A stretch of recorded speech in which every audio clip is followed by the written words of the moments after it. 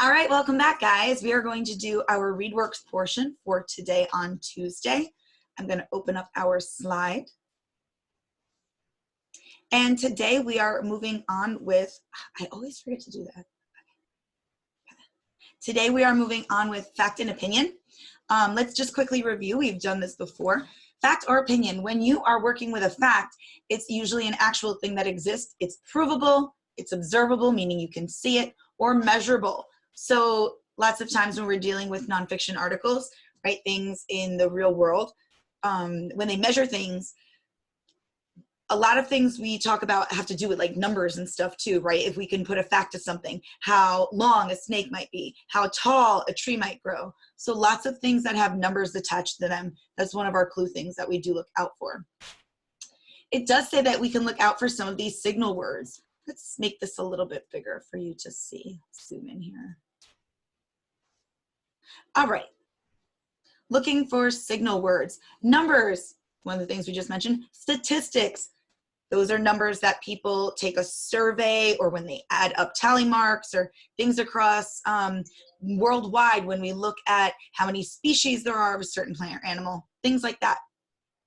A population number of people in a given country or anything like that. Verified means that somebody checked it out and the information is true. A document, that means it's written down somewhere and recorded. Eyewitnesses, people who see things happen and go on. Corroborate, which is when people agree on something and you can prove that because you have multiple sources behind it. This might be a little higher up than a third grade poster, but I felt it was usable for you. Record or on record. Things that are recorded somewhere means that they are true. You can look it up and find it. Substantiate, it's a big word for your age. Prove, same thing like when we use evidence. And photographs. So we can record things also through photographs, right? If you see something and witnessed it that had happened. So they use an example here. It says, my mom's new car gets 35 miles per gallon in the city and 45 miles per gallon on the interstate. So that means that she is getting more mileage to her gas when she's driving on the highway, as opposed to just driving around her own smaller city or town. Last night, we took a photograph to prove that raccoons have been raiding our garbage cans. So facts are certainties, meaning that you can see it, prove it, find the answer somewhere where it's recorded. Okay, let's look over here at opinions. Opinions, and we know this a lot from our readers workshop, opinions mean it's a personal belief or judgment that's not founded on proof or certainty, right? What do we talk a lot about? Opinions are things that we think or feel, right? Doesn't necessarily mean somebody has to agree with us or that they could prove it's true, but they are to our own judgment. Okay, the example they use says, my dad thinks we should get a compact car because we might get better gas mileage. So the father is giving his opinion. It doesn't necessarily mean they might get better gas mileage, but that's what he thinks might happen. Although raccoons are cute, some people may not think they're cute. Mom believes they are a menace and should be taken to a wildlife sanctuary. The menace means that they are an annoyance or a nuisance or, you know, just in the way somehow. So opinions are disputable. Disputable means you can argue it, means you may disagree on it. Okay, so let's check out our reading passage for today. It's on fact and opinion, and the title of your Readworks is called Junk Food Attack. You turn on the TV and see your favorite cartoon character. But wait a minute, that's not a show. It's a commercial for junk food. Move this out of the way here. Shrinky dink in the corner. Boop. Okay, let me get you out of your way. That's wrong, says the Institute of Medicine, which advises the nation on health issues. So the Institute of Medicine gives advice on different things that have to do with our health or our eating habits. The group says that kid-friendly characters should promote only foods that are good for you. So they're saying that when they put commercials on TV, they should have good, healthy things, right? Not McDonald's, not commercials for McDonald's or Burger King or things that are going to persuade or convince you, right? Remember we talked about those for author's purpose? Persuade or convince you to eat something unhealthy. The group recently reported, that means not so long ago, reported that food ads on TV have a strong influence on what kids under the age of 12 eat. So let's think about that for a second. When you're watching TV, sometimes you may not even be hungry, but you may see a commercial for Pizza Hut and say, Mom, can we get Pizza Hut? Are you really hungry? Or do you really want that? Or does it just look cool? Or it sounds like a good idea at the time? So lots of different commercials, whether it's for candy or regular food or restaurants, they can greatly impact your own opinion and influence you to want something. It says our eating habits and preferences from early in our lives, the group's spokesperson, Christine Stencil, told Weekly Reader. Advertising influences these preferences. So they're talking about all these different commercials and things that you see and hear on television, how they greatly influence you. So think about that. Do you agree or disagree? When you watch something on TV, even if it's not about food, what if it's about toys or a new game? Does that have a strong impact on you? All of a sudden, do you see something and then decide, I think I want that?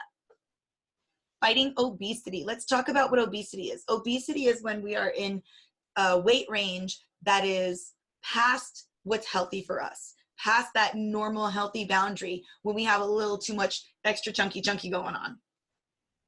Advertisers. So those are the people for these companies that make these commercials or make these ads. Advertisers know kids have spending power. American kids spend about $200 billion each year. Foods high in sugar and fat are among the top 10 items, says Stencil. Kids also influence what their parents buy. So it doesn't necessarily mean that you as children are spending $200 million. But what it means is that money is usually spent on food for you. And a lot of those foods, whether they're snacks at home that you're buying, whether you're going out to the movies and getting that popcorn and candy, whether you're going to a football game and getting those hot dogs and pretzels with mustard, no matter where you are or what you're doing, that you have the impact and the influence on your parents to say, okay, I'm hungry, I want to eat. And even if you're not really hungry, I want that, I want that, I want that. Remember last week when we looked at our graphic organizer for Carnival? It had Carnival in the middle, and all around it had rides and games and prizes, and then one of them was food. So how many of you or us, when we are at a carnival or a fair or festival, we want to eat the foods that are there, right? Even if you're not hungry, you smell something, it smells so good, or you see it and you're like, oh, cotton candy, how often do I ever see that? So when we are out in places and we are exposed, we become influenced, right? Doesn't always necessarily mean that it's a commercial on television, but we definitely become influenced by our olfactory senses. When we smell something good, we might walk past something and see something, oh, wow, that looks delicious. So it prompts you to want to spend that money on eating something to satisfy that urge that you have, whether it's real or not, whether you're hungry or not. When you want it, you want it. So they're saying that food's high in sugar and fat. So yes, sugary treats, things that are high in fat, you know, those greasy meats, French fries, all that kind of stuff, sugary. You got your cotton candy and ice cream and your deep fried Oreos, right? If we're thinking carnival. So it says kids also influence what their parents buy. And that's very true, because you're the ones asking them, can I get this for snack? Or can we get this for dinner? Or can I get that for lunch? So a lot of what you are requesting from your parents so that they can feed you when it is time to eat, that you request those types of foods. And why would we not, right? They taste amazing. They're never healthy for us. It's such a shame that things that aren't good for you taste so good. I wish healthy food could taste that amazing, right? I think we could kind of all, well, that's my opinion, but I think we all do kind of share that same opinion, because we have talked about this in class with the junk foods at different outdoor things and how they always taste so good and then they're so bad for you. So let's look at this. Junk foods such as candy bars, sugared cereals, I'm a big fan of Fruity Pebbles, and potato chips, love those ridges and ruffles, are high in calories and low in nutrition. That means they have a lot of calories. They take a lot of time to burn off those calories if you have to work out and exercise so that they don't turn into those chunky fatty rolls. And it says that they're low in nutrition, which means they really don't have any good nutritional value for you, right? All those things like regular fruits and vegetables, high nutrition content. I know sometimes boring, right? But those are essential for us to grow up and develop properly and have a good sense of healthy nutrition. So even though we may not want to eat them, we know that we should. A calorie. What is a calorie? A calorie is a measure of the amount of energy a food can provide. The body needs food as fuel. However, people gain weight when they take in more calories than they use up through activity. So if you are eating a lot of calories, but you're not burning them off by working out and exercising, even playing when you're riding your bike or going to karate, going to cheerleading, dance class, gymnastics, anything like that, sports, boys or girls, whatever sports teams you play. If you're eating too many calories and not burning them off, that's when they tend to kind of build up on us and we feel those little roly-poly pudges, right? Pinch an inch. Millions of people in the United States are obese or severely overweight. I don't know where I went. Hold on, guys. My share screen disappeared.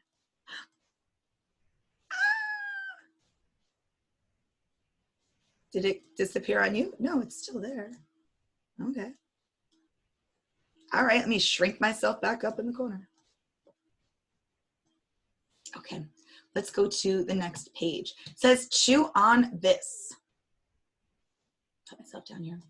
Foods that are high in nutrition help people stay healthy, and they suggest some good choices. It says foods with whole grains, such as whole wheat breads and pastas, a variety of fruits and vegetables in a rainbow of colors, just kind of make it more appealing when it's a whole bunch of different rainbow colors, right? Calcium-rich, non-fat or low-fat foods such as milk, cheese, and yogurt. So lots of times when we have things that are healthy for us, there's a healthier version of something. Instead of full-fat milk, maybe you get 2%. Instead of, you know, really high-fat things, we might buy something that says low-fat. So milk, cheese, yogurt, those are some dairy products that are very well known for having a full-fat version, the lower-fat version, sometimes even a non-fat version, right?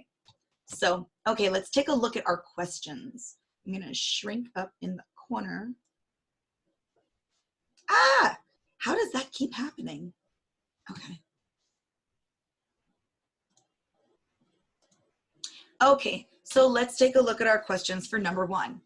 The following is an opinion. So remember, we want to think about something that is how somebody is thinking or feeling when they respond. Is it an opinion to say that many children watch television? Is it an opinion to say some people think cartoon characters should not be used to advertise junk food? Cartoon characters are being used to advertise junk food. Kid-friendly characters should only be used to advertise healthy foods. So when we think about this, we want to think about how someone feels about this stand or this position on these advertisements for junk food. So let's read through them carefully again. Many children watch television. That's something close to what we did for our reading skill that we call generalizing, right? When we take a large group of something and we make a generalization. So let's eliminate that one.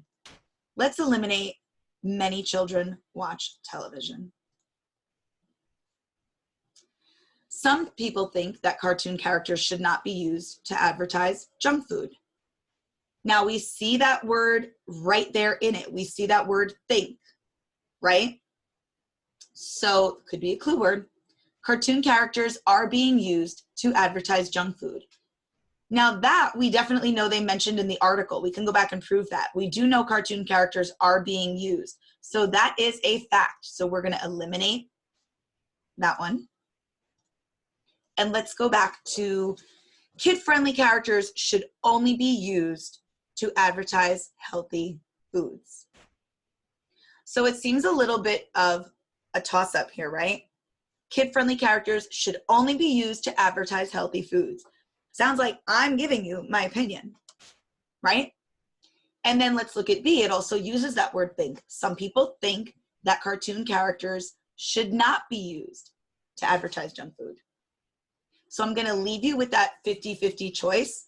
I can't give you the answer for that one, okay? These are like your reading quizzes. I do give you a grade for these, so give it your best shot when you pick between B and D. Let's look at number 2. The following is a fact. American kids influence their parents too much. American kids spend $200 billion a year. American kids spend too much money on junk food, or American kids are easily convinced to do things. So let's look carefully at these. If you remember, what was one of those hints that we talked about when looking for facts? We said that we can actually record things if we count them up, take a survey, find out how much of something was done. So I want you to try to keep in mind to look for any numbers that you can attribute to a sentence or a piece of evidence. Okay? So look for the ones that have numbers in them. Number 3, the author uses a box at the end of the passage to what? What does the author show us in that box?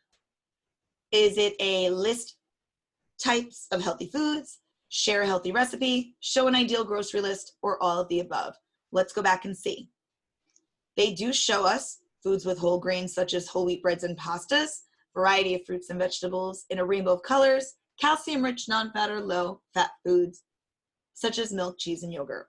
So it says foods that are high in nutrition help people stay healthy. Good choices. So which one of those do you think? Which one of those do you think would suffice for here? What did they give us? Let's help you eliminate a few. Did they share a healthy recipe? We didn't see any recipes, so I'm going to strike that one out. And obviously, if I'm striking one of them out, I know that all of the above cannot be an answer because we're not using all of the choices. We already struck one out. So I'm going to leave you with that 50-50 between A and C. The following is a statement. The following statement is true. Calories are bad for the body. Cheese is not a recommended food because of its fat content.